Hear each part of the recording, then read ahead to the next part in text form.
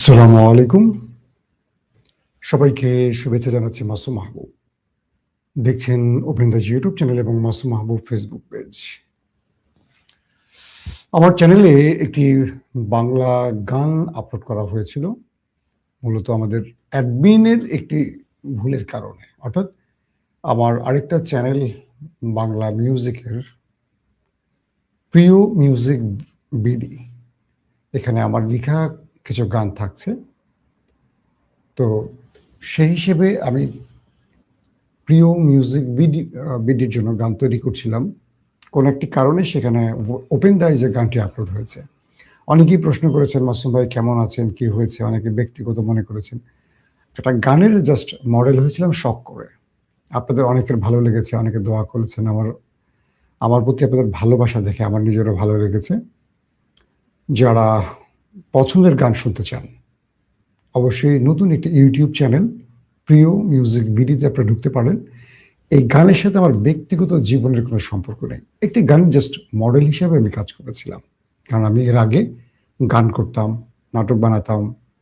গান লেখা আমার অনেক দিনের শখ। এটা পেশা হিসেবে না, জাস্ট শখ হিসেবে নেই। এটা আমার নিউজের সাথে বা ব্যক্তিগত জীবনের সাথে কোনো সম্পৃক্ততা নেই। আশা করি বুঝতে পেরেছেন। যদি প্রশ্ন থাকে করবেন। আজকে আমি আপনাদের টোটাল যে খবরটা দিতে চাই সেটা হলো আন্তর্জাতিক বিশ্বের, অর্থাৎ ইরান প্রসঙ্গে। ইরান এবং আমেরিকা, ইসরায়েলের সর্বশেষ পরিস্থিতি কি, আপনাদের অনেকগুলো প্রশ্ন আছে এবং আপডেট একদম তরতাজা যে ব্রেকিং খবর সেটা আপনাদের দিতে চাই।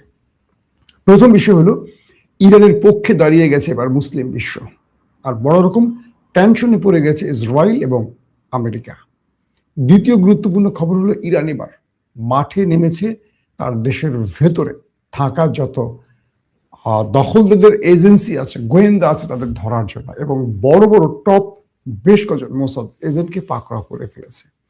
3 নম্বর গুরুত্বপূর্ণ খবর হলো, এবং ইরানের ভেতরে এক কথা যারা বিদ্রোহ করেছে, রাষ্ট্রের সম্পদ নষ্ট করেছে, এবার তাদেরকে ধরা হচ্ছে।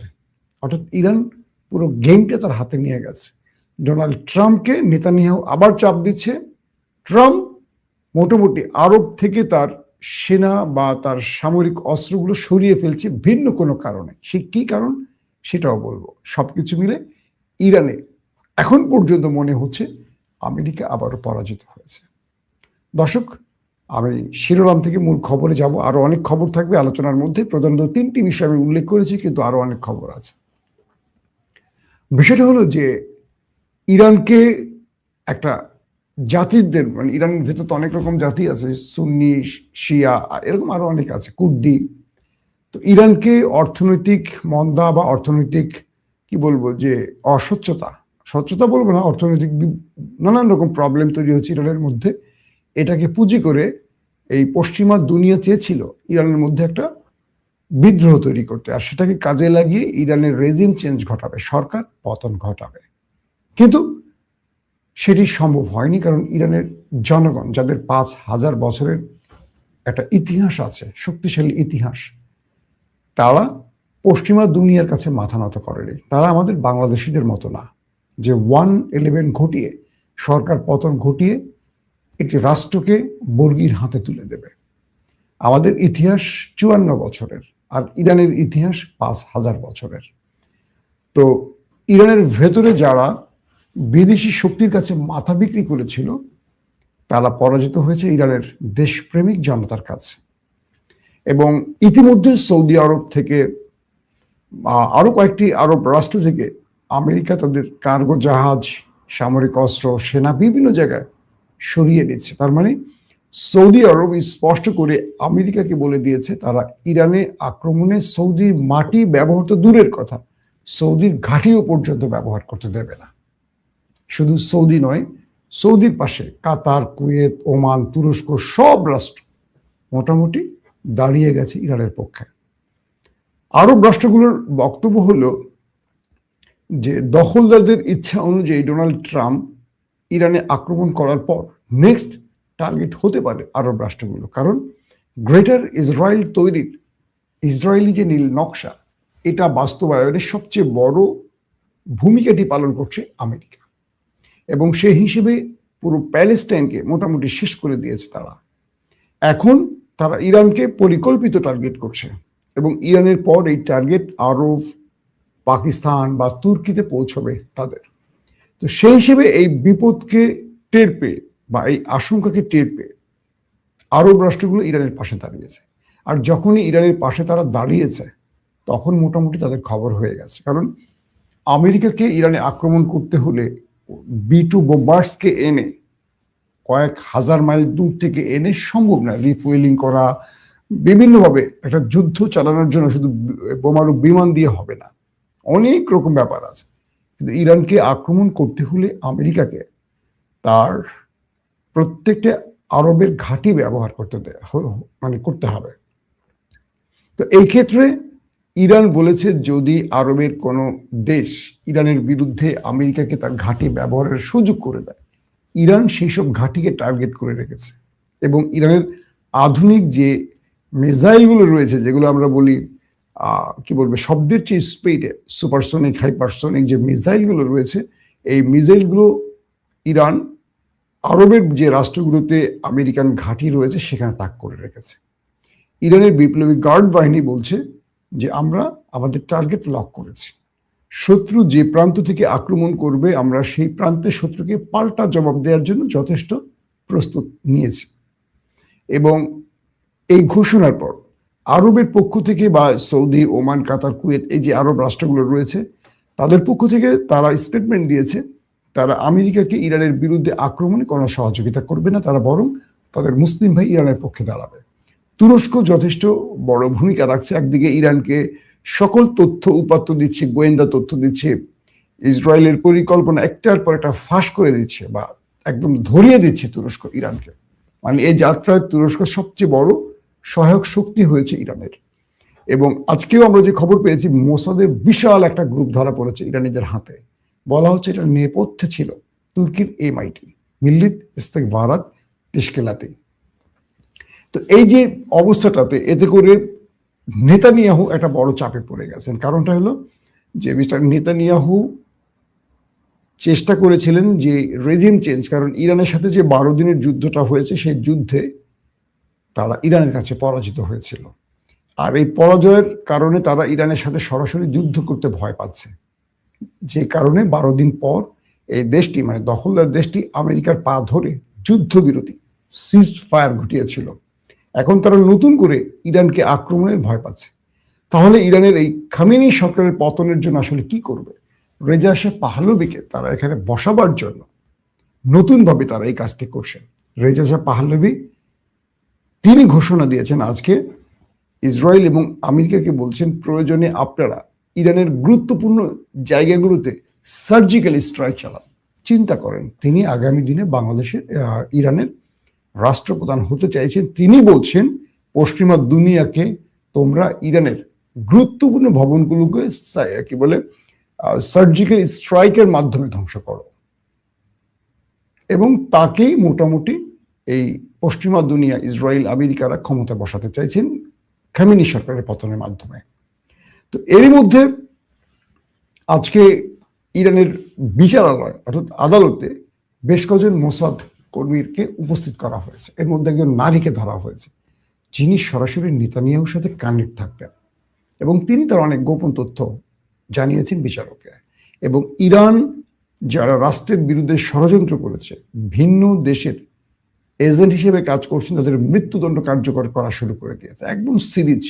বাংলাদেশে যেমন জুলাই বিপ্লবীরা এ রাষ্ট্রকে স্বাধীন করার পর নিজেরাই আততায়ীর গুলিতে নিহত হয়েছেন, ষড়যন্ত্রকারীর গুলিতে নিহত হয়েছেন, এবং জুলাই যোদ্ধা যারা গুলিবিদ্ধ হয়েছে তারা আজকে রাস্তায় রাস্তায় ঘুষের সাহায্যের জন্য তারা আমাদের দিকে তাকিয়ে থাকেন। তারা আমাদের বলেন যে ভাই একটু ডিসি সাহেবকে বলেন, অমুক সাহেবকে বলেন, আমাদের একটু অনুদান দরকার, চিকিৎসা নিতে পারছেন না ঠিক মতো।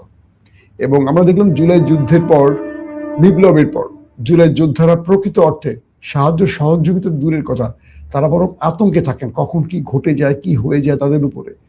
তো সেই ইরানের ক্ষেত্রে দেখেন যে এই মুভমেন্টের পর যারা ইরানের রাষ্ট্রের পক্ষে দাঁড়িয়েছেন, যারা ইরানের স্বাধীনতা রক্ষায় দাঁড়িয়েছেন, তারা এখন সরকারকে সহযোগিতা করছেন। আর যারা রাষ্ট্রের বিরুদ্ধে বিপ্লব করেছেন তাদেরকে সহযোগিতা করেছে কারা? ওই পশ্চিমা দুনিয়া বা ইসরায়েল। তো সেখানে মোসাদের এজেন্টদের বিশাল একটা গ্রুপকে পাকড়াও করে ফেলেছে। এবং যে ইরান ইসলামী প্রজাতন্ত্রের রূপ নিয়েছে একটা বিপ্লবের মাধ্যমে, সেই বিপ্লবকে ধরে রাখার জন্য ইরানিরা এবার রাজপথে নেমেছে। আর এটা হয়ে গেছে ট্রাম্পের জন্য সবচেয়ে কঠিন সময়। তিনি যে ঘোষণা দিচ্ছিলেন ইরানে আক্রমণ করবেন, তিনি এখন আরবের ভেতর থেকে তার ঘাঁটিগুলোকে বা সেনাদেরকে অস্ত্রগুলোকে সরিয়ে নিচ্ছেন। কারণ ইরান যে জবাবটি দিয়েছে, যদি আমেরিকা কোনোভাবে আক্রমণ করে ইরানের আশপাশে থাকা যতগুলো আমেরিকান ঘাঁটি আছে, এটা হবে ইরানের লক্ষ্যবস্তু। এক, ইরান দ্বিতীয় যে ঘোষণাটি দিয়েছে যে এটার সাথে দখলদার দেশটির সম্পৃক্ততা তাদের কাছে প্রমাণিত হয়েছে। তার মানে 12 দিনের যুদ্ধে ইরান তাদেরকে যেভাবে কাউন্টার অ্যাটাক করেছে, ইরান এবার তার চেয়ে বড় কাউন্টার অ্যাটাক তাদের করবে। কাউন্টার অ্যাটাক মিনস যে দখলদাররা ইরানে আক্রমণ করুক আর না করুক, ইরান আক্রান্ত হলে তারা ওই আক্রমণটি ওই দেশেও করবে।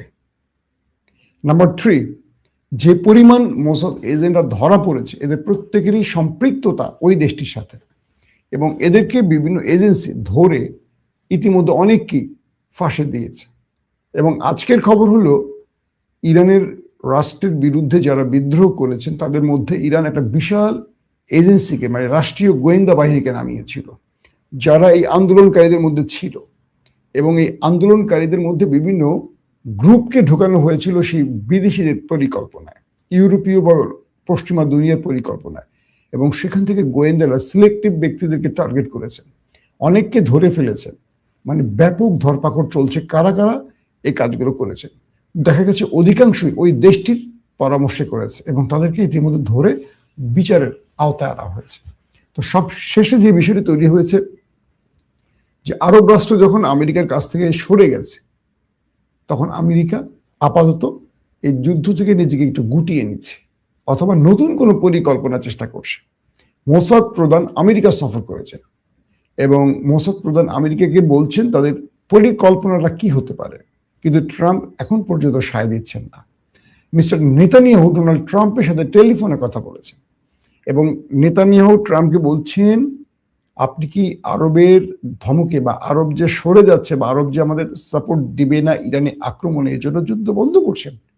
ট্রাম্প সাহেব বলছেন যে না, আমি যুদ্ধ বন্ধ করতে চাই বা করি, সেটা আমার নিজের ইচ্ছায় হবে, আরবদের ইচ্ছায় হবে না। কিন্তু ট্রাম্প যে বক্তব্যগুলো দিচ্ছেন, সেই বক্তব্যগুলো আজকে সকালে একরকম হচ্ছে, বিকেলে আরেক রকম হচ্ছে। তার মানে ট্রাম্প তার সিআইএ, মোসাদ, ইসরায়েল তার মোসাদকে ব্যবহার করে তারা যে খেলাগুলো খেলছেন বারবারই ব্যর্থ হচ্ছেন। কারণ ইরানকে এখন সাহায্য করছে আরো বেশ কিছু দেশ, পাকিস্তান, তুরস্কের মতো আরো কিছু দেশ। সবকিছু মিলে পরিস্থিতি এমন একটি অবস্থা দাঁড়িয়েছে, ট্রাম্প সাহেব আবারও ব্যর্থ হচ্ছেন বলেই বিভিন্ন গণমাধ্যম দাবি করছে। এবং আজকে ইরানের মধ্যে ইরানের রাষ্ট্রীয় বাহিনীগুলো তারা বেশ কিছু গুরুত্বপূর্ণ জায়গায় টার্গেট অ্যাটাক করেছে, অর্থাৎ শত্রুকে চিহ্নিত করার কাজে, এবং সেখান থেকে বিশাল একটি গ্রুপকে ধরে ফেলেছে।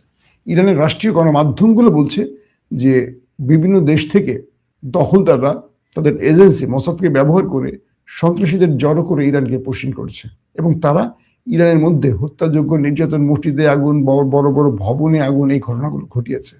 ইরান তাদেরকে দেশ থেকে বের হওয়ার সুযোগ বন্ধ করে দিয়েছে এবং তাদেরকে ধরার জন্য এখন অভিযান চলছে। পাশাপাশি আমেরিকা তাদের যে নতুন কৌশল, যে ইরানের সাথে আলোচনার টেবিলে রাখবে আর হুট করে যে কোনো সময় আক্রমণ করে বসবে, এই সিদ্ধান্তের মানে এরকম একটি পরিকল্পনা আমেরিকার থাকলেও ইরান এই কাজটিকে মাথায় রেখেই তার নতুন ছক তৈরি করছে। অর্থাৎ ইরান খেয়াল করছে আমেরিকা কোথায় তাদের কার্গো জাহাজ, অর্থাৎ ওয়ারশিপ, সেনাবাহিনী প্রস্তুতির জন্য যা যা চেঞ্জ করছে, বিভিন্ন জায়গায় পরিবর্তন করছে, এই জায়গাগুলোকে ইরান এখন টার্গেট করছে। এবং ইরানের বিপ্লবী গার্ড বাহিনী স্পষ্ট করে বলে দিয়েছে যে আমরা আক্রান্ত হলে কাউকে ছাড়বো না। এখন পারবো কিনা তার চেয়ে বড় জিনিস ছাড়বো না। অর্থাৎ আমেরিকার আবার মনে পড়ছে আল উদাইদ, যে কাতারের সবচেয়ে বড় এয়ারওয়েজ, মানে কি বলে আমেরিকার ঘাঁটি, আরবের রাষ্ট্রগুলোর মধ্যে সবচেয়ে বড় যে ঘাঁটিটি রয়েছে আমেরিকার, সেটা নাম হলো আল উদাইদ, এটি কাতারে। তো এইটা থেকেও আমেরিকা একটা শিক্ষা পেয়েছে, কারণ 12 দিনের যুদ্ধ শেষে যখন আমেরিকা ইরানের পারমাণবিক প্রকল্পে আক্রমণ করেছিল, 3টি পারমাণবিক প্রকল্পে, তখন ইরান পাল্টা অ্যাটাক করেছিল সে আল উদাইদে। এবার সেই ঘাঁটিটির উদ্দেশ্য করে ইরান বলছে যে আমরা আগেও দেখিয়েছি তাদেরকে, এবারও তাদেরকে দেখিয়ে দিব আক্রান্ত হলে ইরান কি করতে পারে। পাশাপাশি দখলদারদের টার্গেট করেও ইরান তাদের বেশ কিছু পরিকল্পনা কিছুটা গণমাধ্যমে প্রকাশ করেছে। অর্থাৎ ইরান আক্রান্ত হলে কি কি করবে। প্রশ্ন হলো, তারা কি ইরানের সরাসরি সামরিক অভিযান চালাবে, নাকি আমেরিকা ইরানকে কোনো একটি লাইনে বাগে আনার জন্য এই হুমকি ধুমকি দিচ্ছে। আবার ইরান যে আমেরিকাকে পাল্টা জবাব দিচ্ছে, এর আড়ালেও কিন্তু তাদের মধ্যে ব্যাক চ্যানেলে যোগাযোগ চলছে। অর্থাৎ আমেরিকা এবং ইরানের মধ্যে কিন্তু ব্যাক চ্যানেলে কথা হচ্ছে কিভাবে এটা কি করা যায়। পাশাপাশি আরব রাষ্ট্রগুলো যখন ইরানের পাশে এসে দাঁড়িয়ে গেছে, তখন ট্রাম্প তার নতুন পরিকল্পনা তৈরি করেছে, আর এটি এখন ইসরায়েলের পছন্দ হচ্ছে না। অর্থাৎ এর জন্য মোসাদ প্রধানকে আমেরিকায় পাঠিয়েছে আর নিজে টেলিফোন করেছেন মিস্টার নেতানিয়াহু। এখন আমাদের দেখার বিষয়, শেষ পর্যন্ত ইরানে আমেরিকা আক্রমণ করবে কিনা।